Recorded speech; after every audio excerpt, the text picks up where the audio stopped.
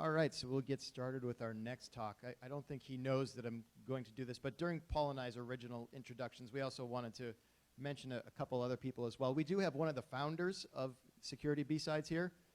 If you're not familiar, his name is Jack Daniel, and he has the most epic beard in the world, standing over here in the corner.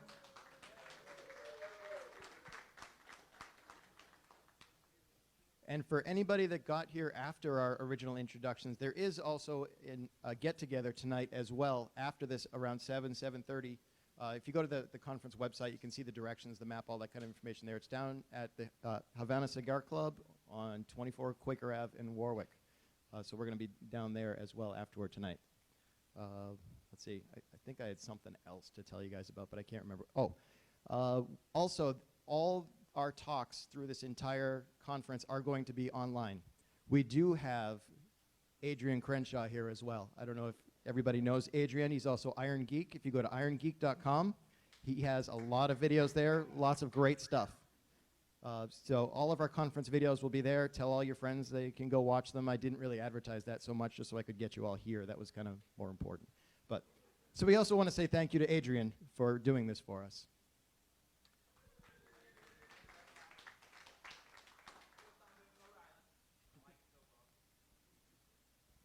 All right, this time I'm going to wear my glasses, so hopefully I can read a little bit better than I did last time. Our next speaker is Jim Peeler. Jim has 20 years experience in the information protection and security, 18 years with Boeing Company and 6 years with UTC. Mr. Peeler has his CISSP, ethical hacking, penetration testing certifications, is a graduate of MIT's Sloan School of Systems Engineering, and is completing his MS in Systems Security Engineering at Stevens Institute this year. Jim Peeler. Thank you. I'll start off by saying the speaker that went in front of me was actually very good for this presentation. His ability to show you some of the risks and vulnerabilities that are out there is exactly what this talk is about. I'm going to center on something kind of new for me, the small, medium businesses. As I've been going back through school, what I've noticed is that there's a whole group out there of industry people, basically businesses that are less than 100 people. And they are becoming a huge target for the cyber criminals. So this discussion is about that group of people and what we're going to try and start looking at through ISC Squared and ISACA to set up some programs to try and help them.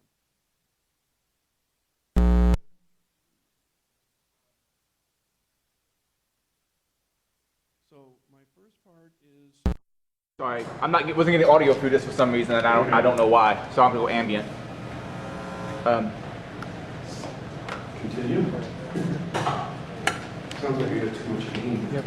Somehow or another, it stopped giving me audio. I don't think I changed anything up there significantly. We should go ambient for this talk, and we'll fix it before we talk soon. Sorry. So the next part is if you look through, I'm sure most of you are familiar with the Verizon databases that talk about the database breaches. Part of what I'm showing here is that when you look at small medium businesses, in 2012, 67% of all the major data breaches were in the small medium business categories. That number was very high in 2012, 570 data breaches. The typical data breach here was more than 1 million records. And in 2013, it looks like it got a little better, but actually it didn't. There was a smaller number of data breaches reported, but the actual volume of records stolen were considerably more. And if you look out at Symantec this year, the big thing you notice is that the numbers here really don't show it. There's a 31% increase in growth of targeting the small and medium businesses for attacks. That's, for this one was businesses that had under 250 employees. In 2012, that was up 18%, so you can see that in 1 year, it's doubled for the small medium businesses. And the major reason that the cyber criminals are going after the small medium businesses is they basically do not know how to defend themselves for cyber breaches. So they become just a very easy target. And again, cyber criminal means they're after it for the dollars. This is not about espionage. This is not about anonymous or somebody hacking the system to get in, just to exploit it for the fun of exploiting it. It's not about script kiddies or anything like that. This is about people that are basically out there to steal your money. Okay? So part of what we need to do is to go back through and look at and say, okay, exactly what is the way that some of these small, medium businesses can defend themselves? And as you guessed, my talk is about looking at the security risk management frameworks. I think we're all pretty familiar with security risk management frameworks. They're the things of, do the threats, identify the vulnerabilities, and apply the countermeasures. That's basically it. There's a whole lot of very popular ones from the NIST 800 series to kind of the new generation called the ISO 27000 series. SACA has got their own called COVID. There's also Octave, and I've thrown in this one because it's kind of the grandfather of all of the risk management frameworks. It's from Australia and New Zealand.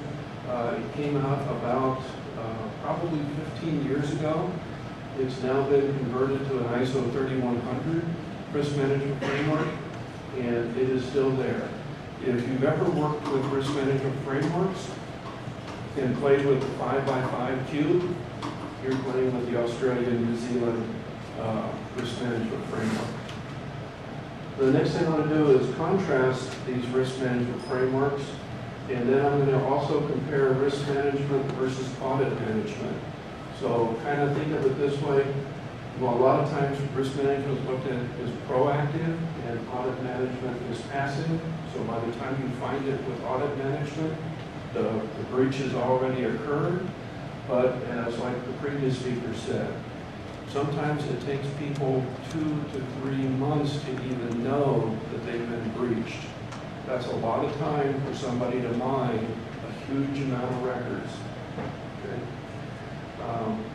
And then finally what I'm going to do is take an alternative approach and use something called the House of Quality, which shows how small, medium businesses might be able to begin to embrace these larger risk management frameworks, but meet certain objectives that I found in working with some of the small, medium businesses. So the next thing is, with any of us when we're doing security risks, the first thing you have to do is identify what's called the critical information. The critical or sensitive information is basically whatever the cyber criminal is after. A lot of times it centers on these two areas right here. Your personal identification, which most of you have heard about. You don't put your social security up on the internet anymore because people will open up Visa accounts against you. Payment card industry, this is where they're going after your cards. So when you go into a small, medium business, you swipe your card. A lot of people worry about, well, is the teller going to go back there and actually write down my numbers? That's actually the least of your concerns. The big concern is, can somebody sit with a man in the middle attack and mine not only yours, but hundreds of patrons' payment card industry information. Other sensitive information that a lot of people don't think about is in the type of thing that I'm looking at is I'm working with some of the restaurants, and they do things like sponsorship. Little League, they sponsor bowling leagues, things like that. It's amazing how much information is put up in a small, medium business on just things that they sponsor. The other one is the contractors that work for them. A lot of these people do not do background checks. And probably in your industry, in my industry, that would be a major concern. But they don't think about that. They're just not aware of who are some of the people that's trying to get to this information.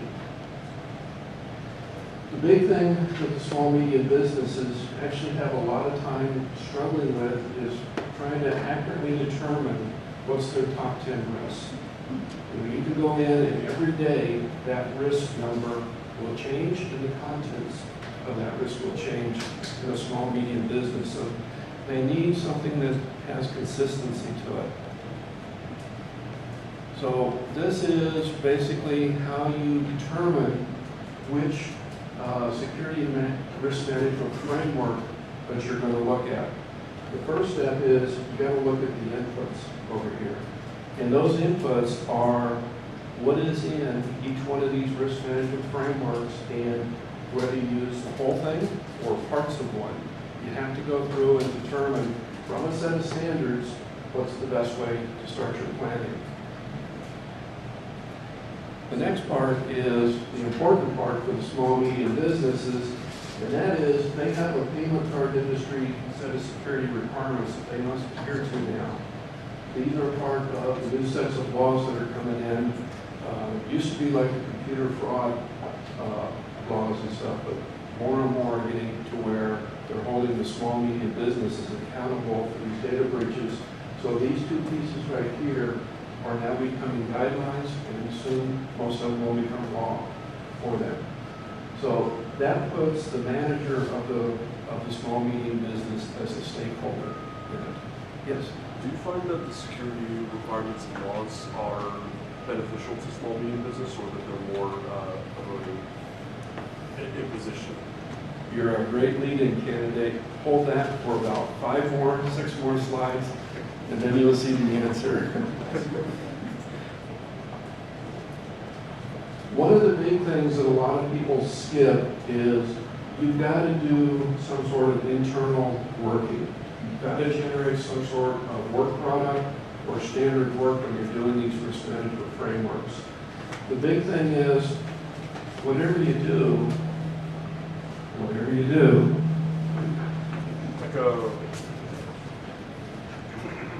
okay, better?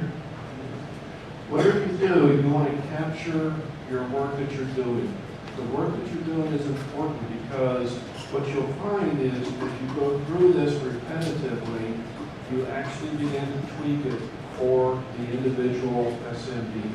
That's a very important step because you end up going from, something a mile wide to something that's a few tens of feet wide. And this is really how you're targeting and improving your business. The other one is metrics. If you have a data breach, you must actually prove that you followed a framework and you generated 3 or 4 very important pieces. These pieces are over here on this side. You must have some sort of a security policy. Otherwise, nobody really knows what you did and how you did it. You've got to do employee training. We call this security awareness training.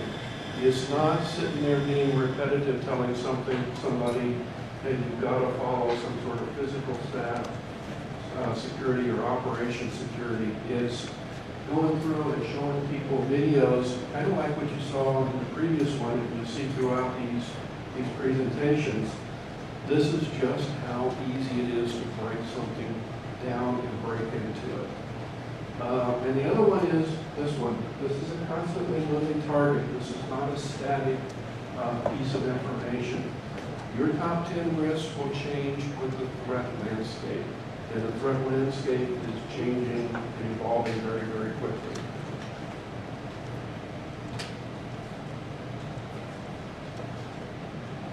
So, kind of leading into the question was asked of me, what are these risk management frameworks? The NIST standard 830, 853 is a very large volume. It has about 160 some security controls in here. This is a must-have if you're into businesses like I am, the Boeings, the UTCs, the Pratt Whitney Sikorsky's, the General Electrics. If you're dealing with any sort of federal contract, you must abide, you must follow this procedure. They drill it into you.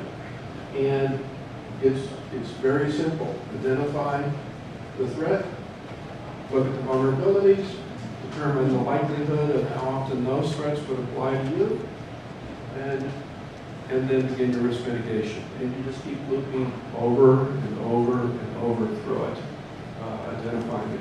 The problem here is it's a set of security controls that usually have to be developed into requirements, flows down to subcontractors, and as you can guess, how would you apply this to a small medium business? It's too big, it's too cumbersome. The next one is the ISO 27000 series, and again, you can kind of see a trend that's going to start here. They go through the risk identification, evaluation, treat the risk, but this is really aimed at companies that have large infrastructure for data centers. It's about how to manage risk from an information security standpoint. So again, it has a lot of involvement, and again, it's aimed at kind of the wrong target. SMBs don't have data centers, they have maybe 1 or 2 PCs. This one is a very interesting one. This one is beginning to be approachable from small, medium businesses. The only problem with this one is it's based upon people's knowledge.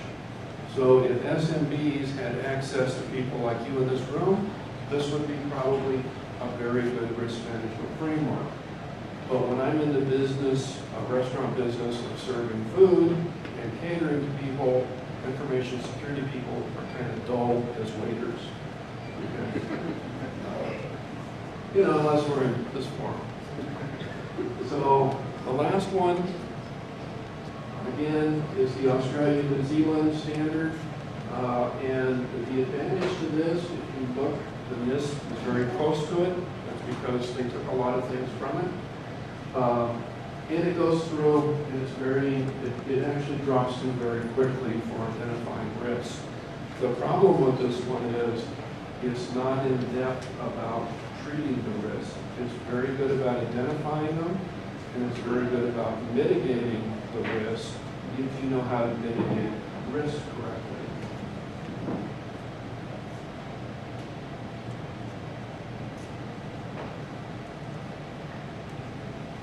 So this one's a little bit of an eye chart for you, but it goes through and looks at the differences. And what I broke them into is the major categories, the methods. So when you look up there, you'll see, and I don't need to read to you, but each one of these has a strength and a weakness. And when you look at it, a lot of these are things where you're thinking about how do I set up a risk management for, 10, 20 small, medium businesses. You can quickly look at this and go, oh, none of these fit. I have to cannibalize out of them, and again, not even the parts across one part here are what I would use. But let me kind of walk through some of them. Octave is very good because you're conducting workshops. When you're conducting workshops, you're involving people. You're involving people in the risk management part of it, and they are now taking ownership. When you look at the next one down, the assessment team, the thing is, the assessment team needs to work on details. So this is the working group of people trying to assess the risk. This has a set of questionnaires. They're actually very good. If they're tailored to the PCI security requirements, they can become something very well. Again, Octave, workshop-based. The ISO, it uses the NIST as the standards. So again, you can see when it comes to information gathering, checklists seem to be the more positive way for gathering how the risks are going to be identified and then mitigated. The one thing here is most small medium businesses don't have an HR department. So therefore, it becomes the manager. The manager needs to realize that he needs to set these here called mission critical. If you can't determine what the critical information or sensitive information is, then the bad guy's going to win. Again, going through here, role definition. We all know what that means. Even in a small, medium business, some people need to take on certain roles in the security part, and that gets you through it. And then, you know, the final piece in here, you've got to document what you're doing. If you don't document, there's no way you create a security policy. There's no way that once you have a data breach, that you can actually show you did anything to try and alleviate that data breach.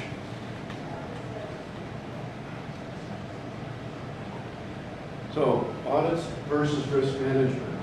As you can see up here, there's two approaches, and both audits and risk assessments are designed to detect new risks to the system.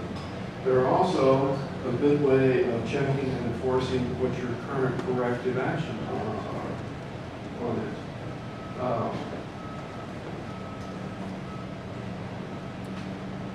But the differences are pretty big in here. You know, when you look at it, risk management basically defines the front part. Audit management defines what I call the passive part. So, yeah, you can verify controls are in place, but how do you know they're the correct controls? You have to do audits in order to determine the correct controls. When you're doing audits, you're basically evaluating the existing risk structure. If that risk structure is correct, your audits and doing your audit logs will catch things. If they're not, you're out in space. The last one is audits really have been set up more for going into what's called the SOX area now. You know, a big business of independent auditing. It's not really going to help a small, medium business. And then preparing for a crisis here, which means a data breach, is after the fact. So most small, medium businesses don't want to be in this bottom line right here.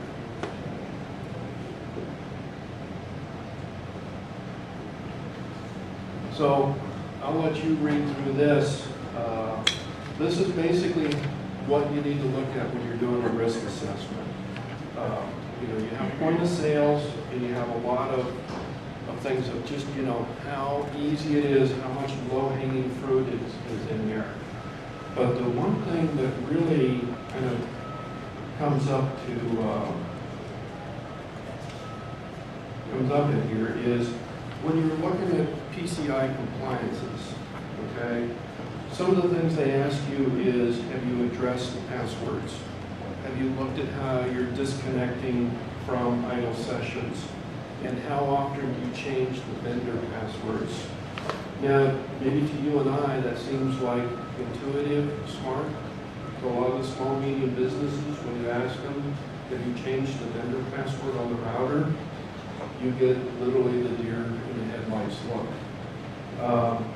You know, if they're using applications for databases like back office, you know, a lot of them look at it, and when you ask them how many controls have they applied from the PCI or PII industries, they have no idea what you're talking about. Okay? So, you know, when you ask them about a security posture index for back office, does anybody in here know what a security posture index is for databases? Yeah, it's not easy. It's something that has to be calculated. It basically looks at, you know, have you addressed the cross-scripting in the databases? It's that sort of information. There's a whole series of security controls that are aimed at, you know, how you fix SQL injection and cross-scripting. And those are, as we saw in the previous one, great access points for mining a whole lot of data. The only problem here is what they're mining is either your personal information or your credit card information.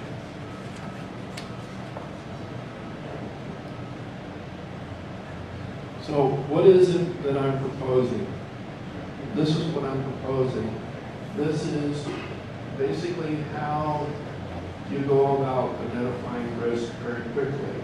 You do things like you put in the PII, your personal information, compliance guidelines. State by state, this is information that's available on the internet.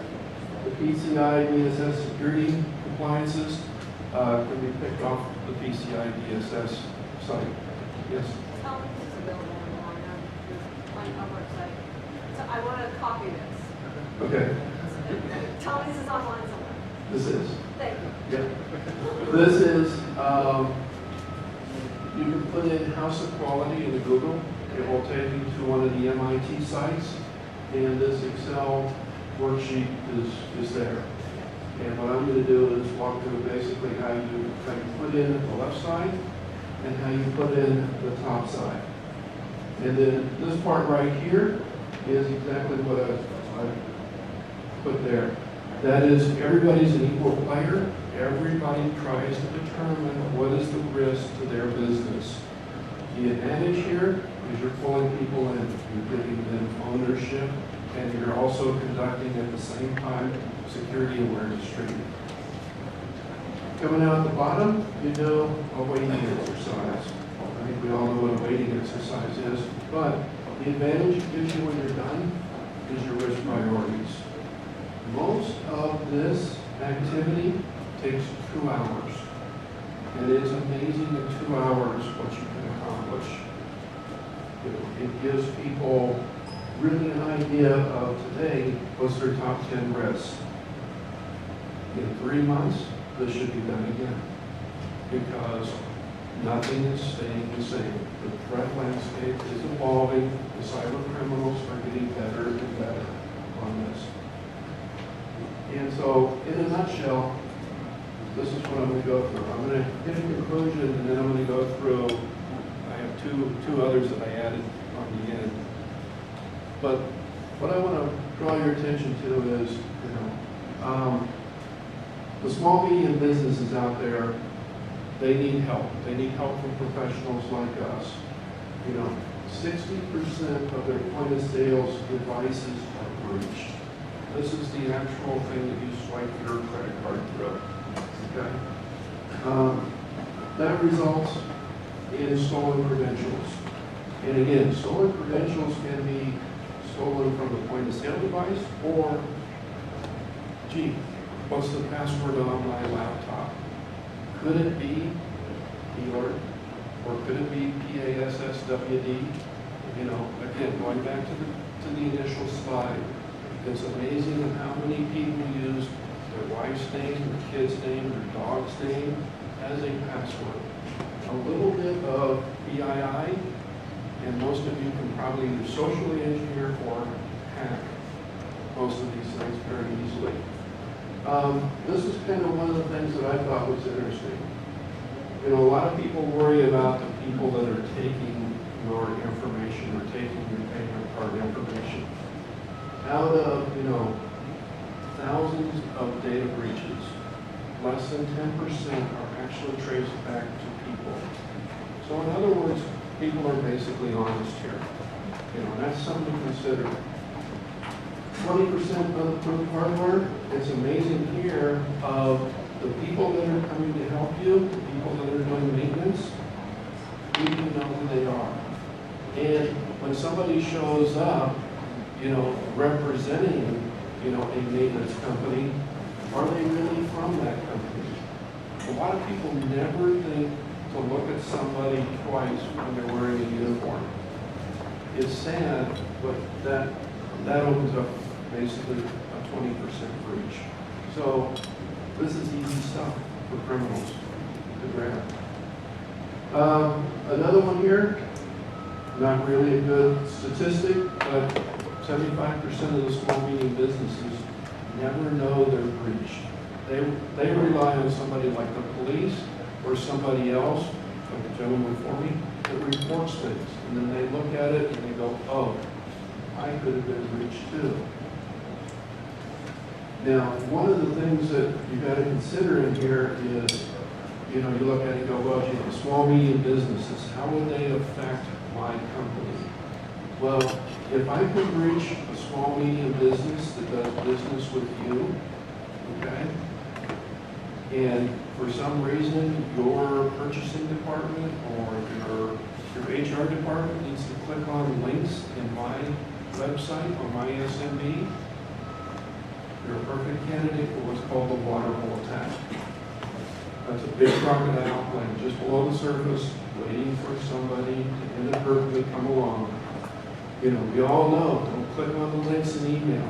Don't click on, you know, links that have great big numbers on them. But when you go to a small, medium business, do you ever think about not clicking on that link?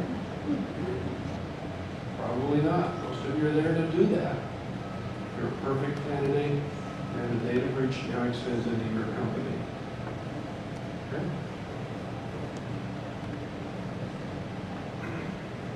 So, what does it look like? This is the payment card industry, the 12 security requirements that a company has to get to basically a 95% compliance. If they don't get to a 95% compliance, most banks won't allow them to go to this step right here. Now you can look through this, and a lot of this stuff looks like, gee, it's very, very interesting. Stuff that most of us maybe would look at and go, this is not a big deal. To somebody that's not really that computer literate, this is an eyesore. So this is something to look at. This is why some of these folks need help.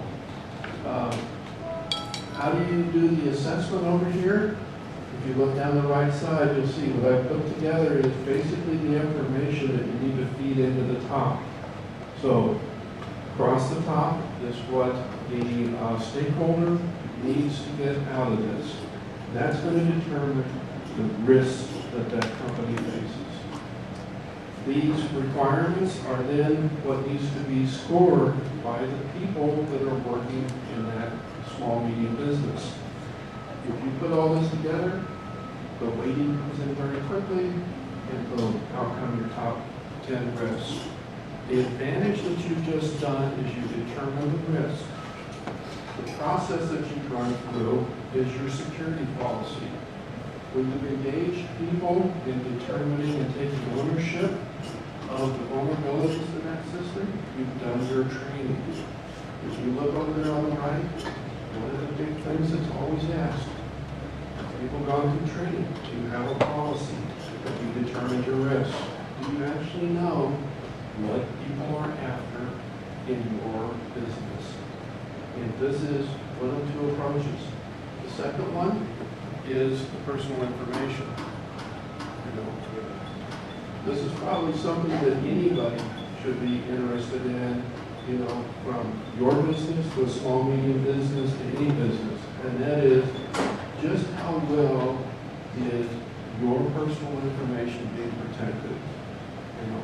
This is your name, this is your social security, your date of birth, access to your driver's license number, anything like that. Because once somebody gets 3 or 4 of those factors, they can go into Google, they can reverse engineer the name off of, the white pages for the telephone numbers. It's very, very easy to begin reverse engineering or social engineering the rest of the information out. And the big thing here is, once you get through with this, again, you determine another top 10 set of risks that can apply to your business.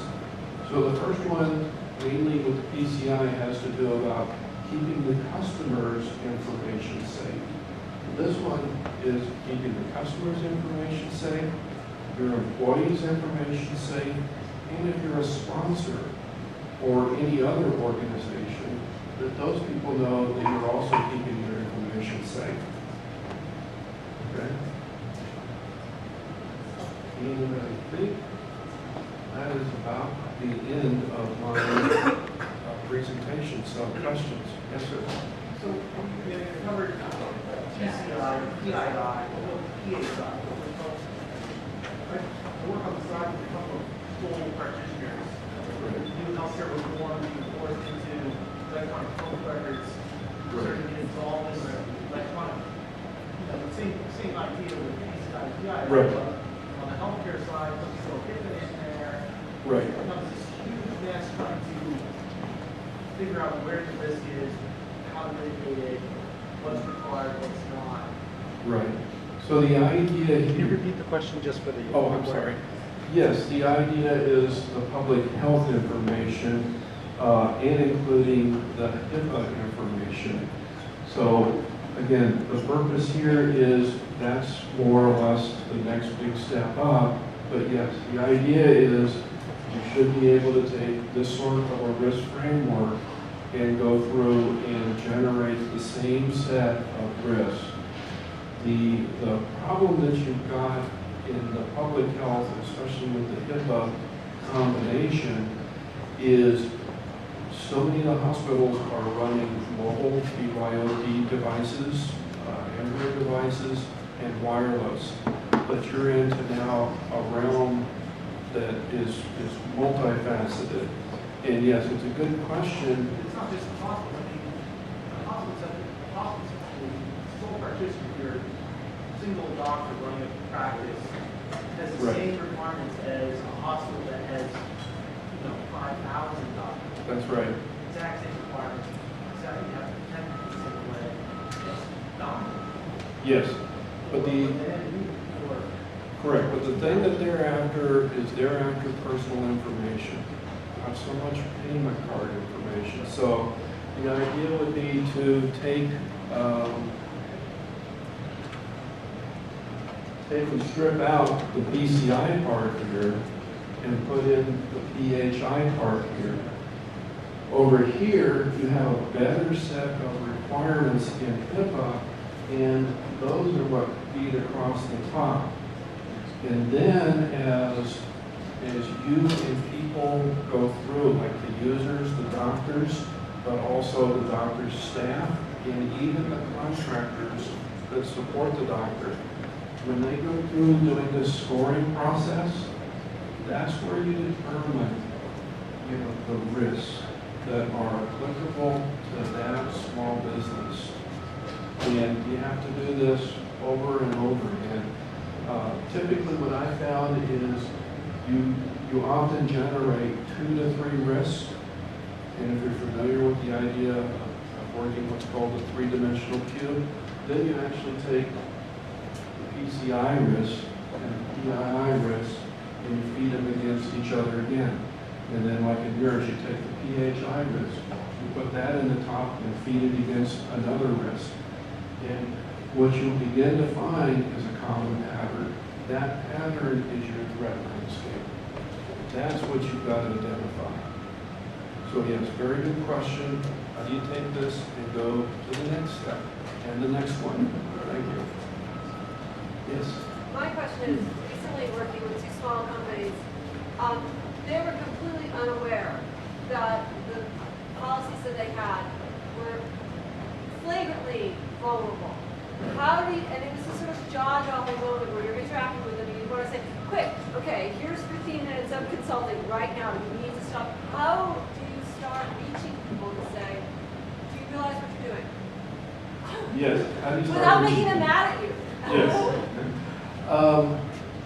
One of the things that I found, and I'm doing this for basically a university from a research study, is what I said to my professor is, I want to volunteer. I want to go out. I want to find 3 companies that will, engage with me on trying to develop this.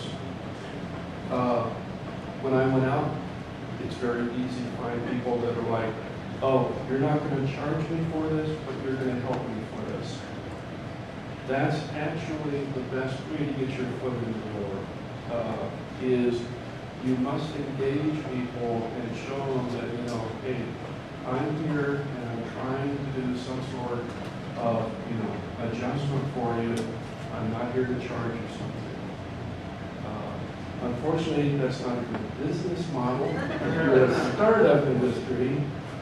But let me put it to you this way. This is a big enough thing that I think, if you started up and were able to form like a volunteer group and started this thing, it's like anything else in a startup company today. You look at most of them, they start up, no charge. And 2 years later, what are they doing? They're either covering you with ads or they're charging you for it. So the thing is, yeah, how do you get this started? How do you get people actually aware of it? How do you get people embracing it and using it? I believe that in essence, because what I'm seeing is the industry now is beginning to levy a risk insurance on the small, medium businesses. And that will be what motivates people to come and find the expertise like is in this room, is to say, hey, if I don't have a way of reducing my risk and identifying my risk, the insurance company is going to charge me X amount of money. If something like this works with like a Travelers or an Aetna or, a Hartford type company that is now doing cyber risk insurance, then they will start seeking out people to help them do that. Yes, sir. That's interesting. The presentation has been excellent. My name is Dan. I lead the MB Incident Response team, consulting team for Dustin Works. So right on point. Okay. Thank you. A couple of questions for you.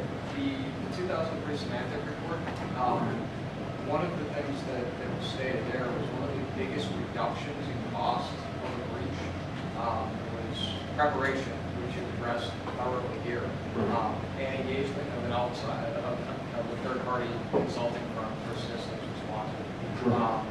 Does any of your research speak to that at all? And how do you reconcile that with the 75% rate of being ignorant to the breach? Right. That is the biggest thing that I found, and I think probably in the last 6 months, with the amount of information we're seeing, from the espionage type work and from, even the latest here last week, the NSA breaches in there. And a lot of people, a lot of the small, medium businesses do pick up, magazines like The Economist, they follow Money Magazine, things like that. When I go in, these are like their sources that are laying around. And I ask them, I say, do you read the magazines? And their answer is yes. And I go, so how aware are you that somebody's already breached you? And they're like, oh, I'm too small. They're not interested in that. And, one of the most interesting things is, if you're, like myself, a certified ethical hacker, you look at them and say, would you be interested in me seeing just how far I can dive into your business in the next hour? And you know what? Most of them will not even take you up on that. They'll be like, oh, is it that easy? And you look at them and you go, it's already started.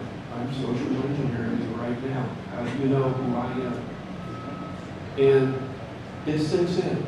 People suddenly realize, when you got them, they suddenly, the awareness flags and triggers go off.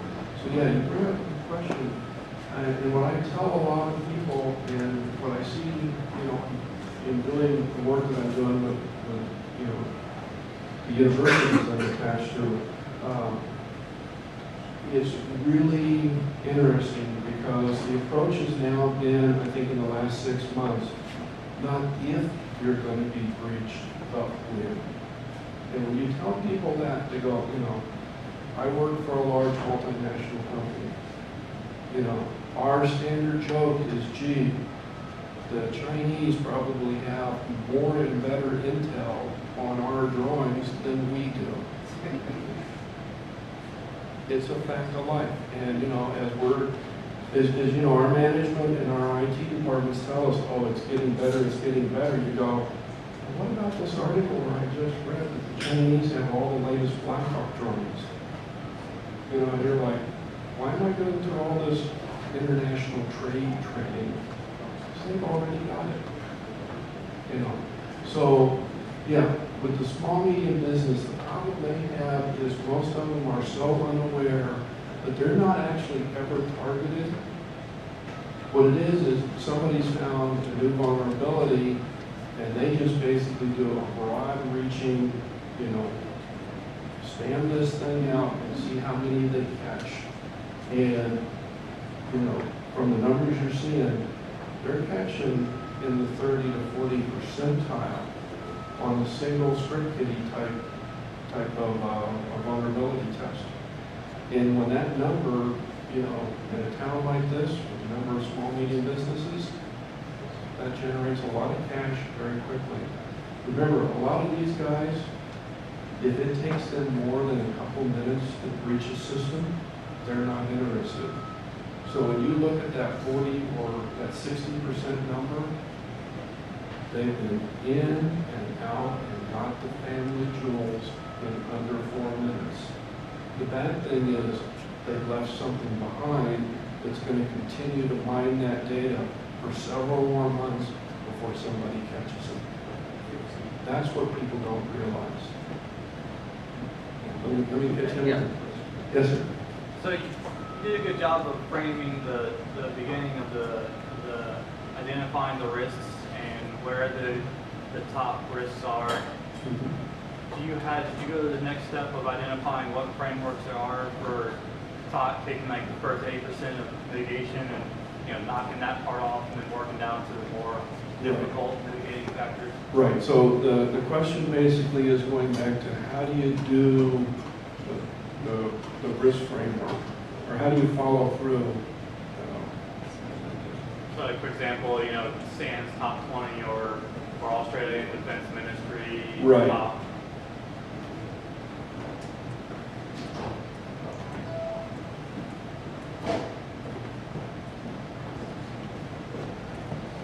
So this is one of the things that you got to look at in here, and that is none of what I would say the security risk management frameworks, the NIST or the ISO or Corbin or Octave really work. So what you got to do is you got to take those standards, you got to look at what's the 2 pieces or 3 pieces that are important to you from a stakeholder, and then you got to shred these risk frameworks. So what is it I need? So like for instance what I said, the thing I would look at is the NIST standards and the ISO 27000 standards. They have very good checklists. Those checklists can be turned into PCI checklists, handed to employees and have them rack and stack the checks in there. And again, take the same checklist and go to whether it's PII or PHI or whatever you need it to be, but put the checklist out and get the employees engaged in determining the checklist. Now that you've got the checklist, then the question becomes, do you have the expertise and the people available to you to begin doing the mitigation step? And for that, I believe Octave is the place I would go. It talks about forming work groups. Well, a lot of people look at you like, how do I form a work group? What is a work group? You can quickly point them to standards like this to do it.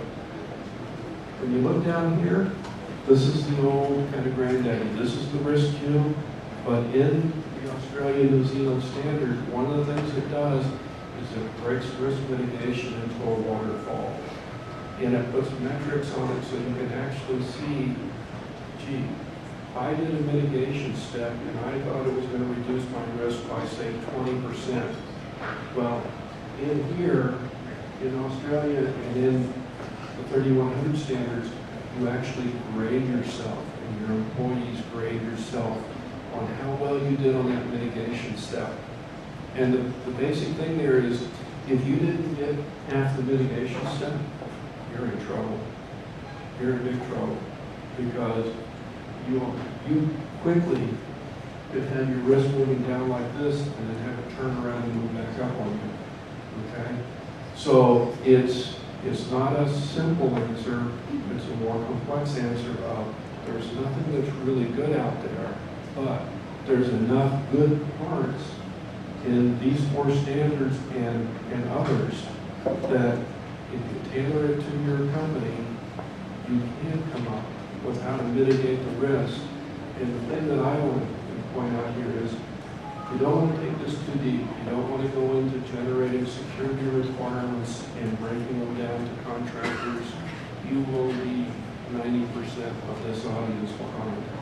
So you've got to keep it to you know, the old thing, 2 to 3 deep, and beyond that, it's too deep. It's not going to work anymore. Does that answer your question? That's how I would approach doing that. But the target is, like I said, you want to keep your information, and you want to generate the output. And that's what will help when you go back through in 3 months or 6 months. Yes.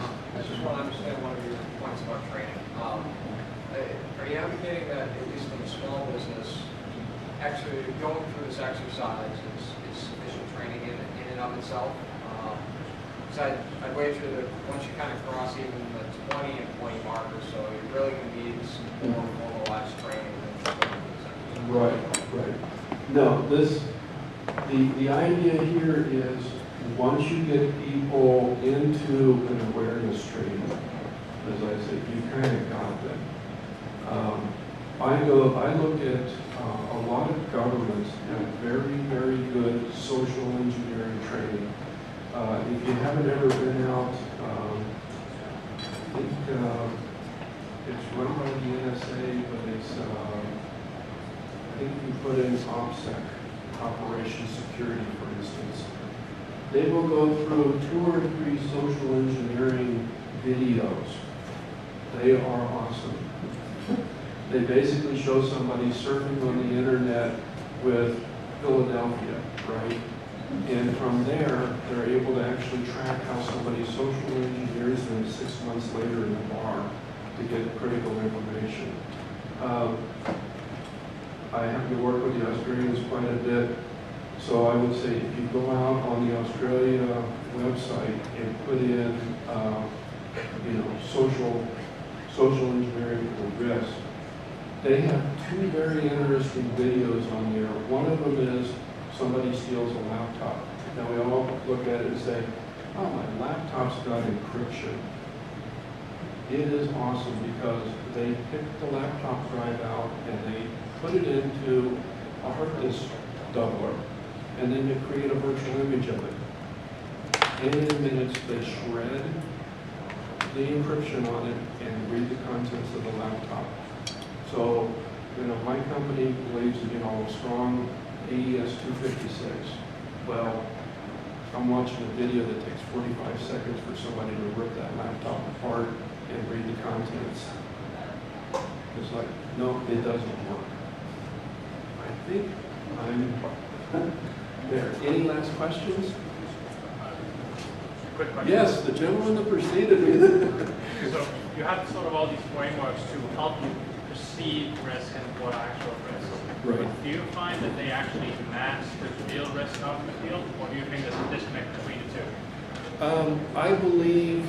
Repeat the question. Yeah, repeating the question is I think what you were saying is, does this generate the real risk or does it mask the risk? It's a bit of both. The idea here is if they don't engage in any risk framework, then they're really bad off. The thing is, yeah, this is not the final point. The real risk frameworks will generate the deep risks, the risks that they've got to get to. But in essence, we've got to have something that they can look at that gets them involved in doing risk management and addressing it. And then once that starts, then hopefully they'll go to the next step, which is the big guys. Yeah, we'll ask if there's any other questions, if we can carry it on after the break. Okay. But thank you very much. Okay, thank you.